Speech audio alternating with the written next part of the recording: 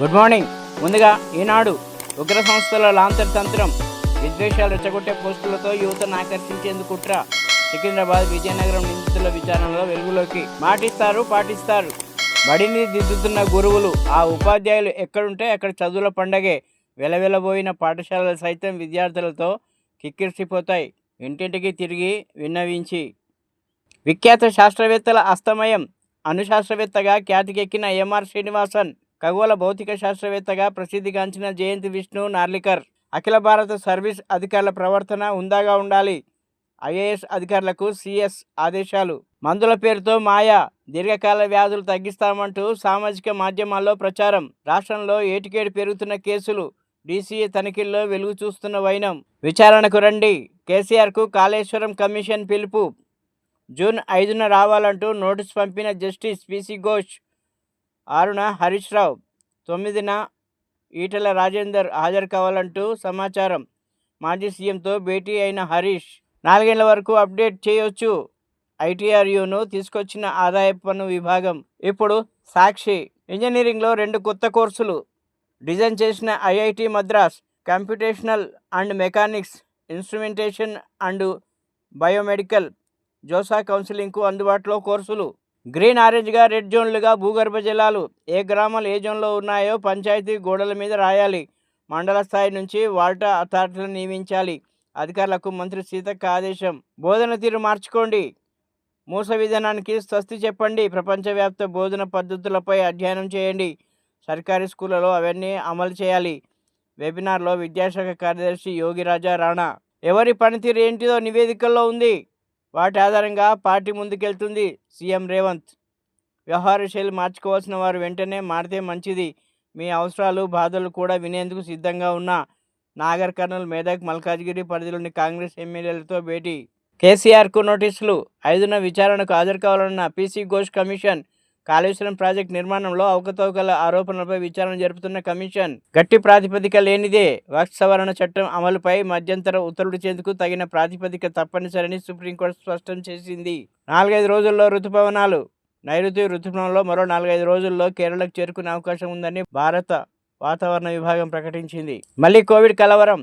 ప్రపంచాన్ని వణికించిన కరోనా మహమ్మారి మళ్ళీ కలవర పెడుతుంది. మంగళవారం నాటికి దేశంలో 257 కేసులు నమోదయ్యాయి. ఐఎస్ఐ ఏజెంట్ జ్యోతి. భారత నిఘా ఏజెంట్లకు గుర్తించేందుకు యూట్యూబర్ జ్యోతిని ఐఎస్ఐ వాడుకున్నట్లు దర్యాప్తు అధికారులు చెబుతున్నారు. ఇప్పుడు ఆంధ్ర జ్యోతి. ఆరోగ్యానికి ఉద్యోగుల వాటా ఎంత? 1-1.5%.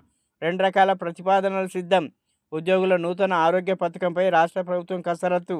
ఇతర రాష్ట్రాల్లోనూ అమలుపై అధ్యయనం. తమ వాటా 1% మించి ఇవ్వలేమంటున్న ఉద్యోగ సంఘాలు. బుల్లెట్ ట్రైన్ ప్రాజెక్టులో 300 కిలోమీటర్ల వంతెన పూర్తి. అహ్మదాబాద్, ముంబై మధ్య 518 కిలోమీటర్ల కారిడార్. మాతృభాషతో మరింత అందంగా. సొంత భాషలో ప్రసంగించిన మిస్ వరల్డ్ సుందరీమణులు. ప్రత్యేక అనువాదకులతో టీ హబ్లో కార్యక్రమం. నమస్తే ఇండియా అంటూ తొలి పలుకు. కిమ్స్ ఆసుపత్రి సందర్శన. నేడు శిల్పారామంలో సందడి. ఎలిమినేషన్ ప్రక్రియ ప్రారంభం. 6 విభాగాల్లో పోటీలు. ప్రతిభ ఆధారంగా 1 నుంచి 107 వరకు ర్యాంకులు.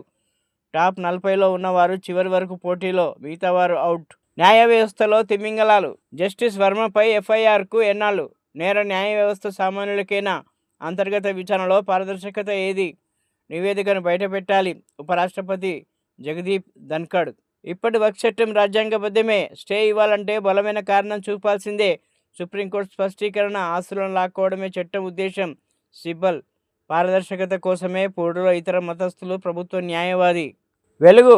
పక్కా ప్లాన్ ప్రకారమే పులిని చంపి చర్మం, గోళ్లు, దంతాలు తీసి పాతపెట్టిండ్రు.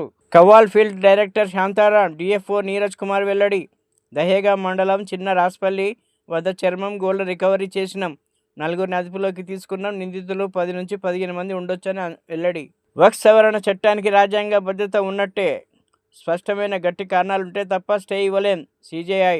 వక్ఫ్ సవరణ చట్టం చెల్లుబాటును సవాల్ చేస్తూ దాఖలైన పిటిషన్లపై సుప్రీం విచారణను 3 అంశాలకే పరిమితం చేయాలని కేంద్రం విజ్ఞప్తి.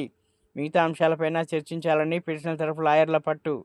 బీఆర్ఎస్ కబ్జా చేసిన భూములను తిరిగి పేదలకు పంచుతాం. సర్కారు బడుల్లో అడ్మిషన్ల పెంపుపై ఫోకస్. గవర్నమెంట్ స్కూళ్ల బలోపేతంపై ప్రభుత్వం కసరత్తు.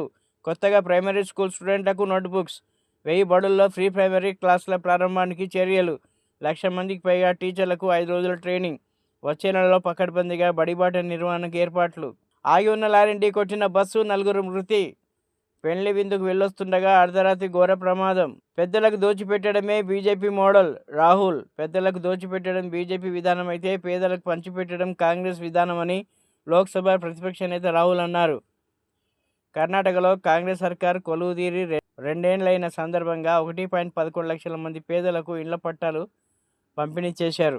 ఇప్పుడు విజన్ ఆంధ్ర జలమండలి ఎండీ అశోక్ రెడ్డిని కలిసిన మధు యాష్కి గౌడ్. నియోజకవర్గంలో 40 కాలనీలలో చేపట్టాల్సిన డ్రైనేజ్ లైన్ల ఏర్పాటుపై ఎండీతో మాట్లాడిన మధు యాష్కి గౌడ్ ప్రస్తుతం జరుగుతున్న ట్రంక్ లైన్ను, డ్రైనేజ్ పనులు కూడా వేగంగా పూర్తి చేయాలని సూచన.